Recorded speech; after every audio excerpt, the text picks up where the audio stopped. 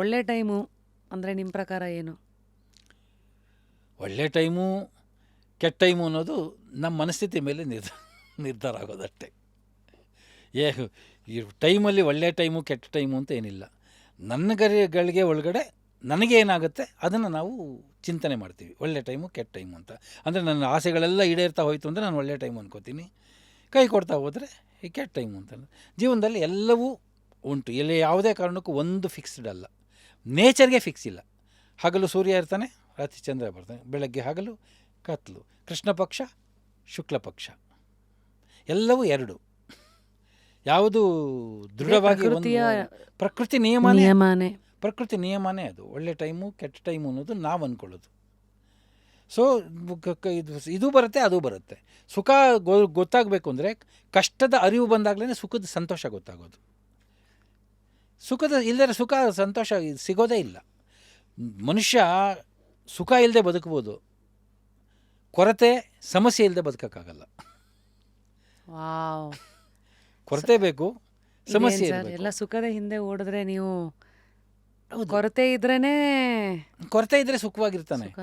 ಸುಖ ಇದ್ದವನಿಗೆ ಒಂದು ಎಕ್ಸಾಂಪಲ್ ಏನು ಅಂತಂದರೆ, ಈಗ ಶ್ರೀಮಂತ, ಅವನಿಗೆ ಕೊರತೆ ಏನಿಲ್ಲ, AC ಬಂಗ್ಲಾ ಇರ್ತಾನೆ, ಇದ್ರೊಳಗಡೆ ಇರ್ತಾನೆ, ಎಲ್ಲನೂ ಇರುತ್ತೆ ಅವನ ಹತ್ರ, ಎಲ್ಲನೂ ಇರುತ್ತೆ. ಬಟ್ ಅವನ ಕೈನಲ್ಲಿ ಏನೂ ಇಲ್ಲ. ಸೊ ಅವನು ಹೋಗ್ತಾನೆ, ರೇಸ್ ಕೋರ್ಸ್ಗೆ ಹೋಗ್ತಾನೆ, ಒಂದು ಕುದುರೆ ಮೇಲೆ ಕಟ್ತಾನೆ, 10 ಲಕ್ಷನ 20 ಲಕ್ಷ ಕಟ್ತಾನೆ, ಕಳ್ಕೊತಾನೆ. ಕಳ್ಕೊಂಡ ಮೇಲೆ ಅಳ್ತಾನೆ, ಸಂಕಟ ಪಡ್ತಾನೆ, 20 ಲಕ್ಷ ಹೋಗ್ಬಿಡ್ತು, 20 ಲಕ್ಷ ಹೋಗ್ಬಿಡ್ತು ಅಂತ. ಏನಾದ್ರು ಮಾಡೋ 20 ಲಕ್ಷ ಗೇನ್ ಮಾಡಲೇಬೇಕು ಅಂತ ಏನೇನೋ ಪ್ಲ್ಯಾನ್ ಮಾಡ್ತಾನೆ. ನೆಕ್ಸ್ಟ್ ವೀಕ್ ಆ 20 ಲಕ್ಷ ಗೆಲ್ತಾನೆ. ಐ ಗಾಟ್ ಇಟ್ ಅಂತಾನೆ. You never lost, you never got it, you had it. ಇರುವುದೆಲ್ಲವ ಬಿಟ್ಟು ಇರೋದೆರಡೆಗೆ ತೊಡೆಯುವುದೇ ಜೀವನ. ಅಂದರೆ ಅವನಿಗೆ ಕೊರತೆ ಇಲ್ಲದೆ ಬದುಕೋಕ್ಕಾಗಲ್ಲ. ಒಂದು ವಾರ ಅವನಿಗೆ ಸ್ಪ್ಯಾನ್ ಬೇಕಾಯಿತು, ಅದು ಇಲ್ದಾರೆ ಅವನ ಪಾಡೆ ಅವನು ಇರ್ಬೋದಾಗಿತ್ತು. ಎಂಥ ಒಂದು ಆಲೋಚನೆ ಇದು ನೋಡಿ. ನೀವು ಏನು ಜಸ್ಟ್ ಅಬ್ಸರ್ವ್ ಮಾಡಿ, ಮನೆ ಕಟ್ತಾ ಇರ್ತಾರೆ, ಅಲ್ಲಿ ವಾಚ್ಮನ್ಗಳು ಇವ್ರುಗಳೆಲ್ಲ ಬಂದಿರ್ತಾರಲ್ಲ, ಮೊದಲು ತಮಿಳ್ನಾಡಿಂದ ಎಲ್ಲ ಬಂದಿರೋರಲ್ಲ, ಅವರಷ್ಟು ಸುಖವಾಗೂ ನಾವಿರಲ್ಲ ನೋಡಿ. ಅವರು ವಾರಕ್ಕೆ ಒಂದು ರಜನಿಕಾಂತ್ ಪಿಕ್ಚರ್ ನೋಡ್ತಾರೆ, ಎಲ್ಲ ವಜ್ರದು ಬರ್ಕೊಂಡಿರ್ತಾರೆ, ಗುಡ್ಸ್ಲಲ್ಲಿ ಇರ್ತಾರೆ, ಅವರು ಸಂತೋಷವಾಗಿರ್ತಾರೆ. ಈ ಸುಖಕ್ಕೂ ಸಂತೋಷಕ್ಕೂ ತುಂಬ ವ್ಯತ್ಯಾಸ ಇದೆ. ಅಂದರೆ ಸುಖನೇ ಬೇರೆ, ಸಂತೋಷನೇ ಬೇರೆ. ಸುಖ ಅಂದ್ರೇನು, ಸಂತೋಷ ಅಂದ್ರೇನು? ಸುಖ ಅಂತಂತಂದರೆ ನಿಮ್ಮ ಹತ್ರ ಲಕ್ಸುರಿ ಇದೆ, ವೆಲ್ಫೇರ್ ನಿಮ್ಮ ಮನಸ್ಸಿಂದ ಸಿಗೋದು ಸಂತೋಷ. ಸುಖ ಬೇರೆ, ಸಂತೋಷ ಬೇರೆ. ನಮ್ಮ ಮನೇಲಿ ನಮ್ಮ ತಂದೆ ತಾಯಿ ಬಗ್ಗೆ ನನಗಿದ್ದ ಇದು ಹೇಳೋದು, ನಮ್ಮ ತಂದೆ ಸುಖವಾಗಿರಲಿಲ್ಲ, ಸಂತೋಷವಾಗಿದ್ದರು, ನಮ್ಮ ತಾಯಿ ಸುಖವಾಗಿದ್ದರೂ ಸಂತೋಷವಾಗಿರಲಿಲ್ಲ ಅಂತ. ನಮ್ಮ ಮನೇಲಿದ್ದೆ ಯಾವಾಗಲೂ ಹೇಳ್ತೀನಿ.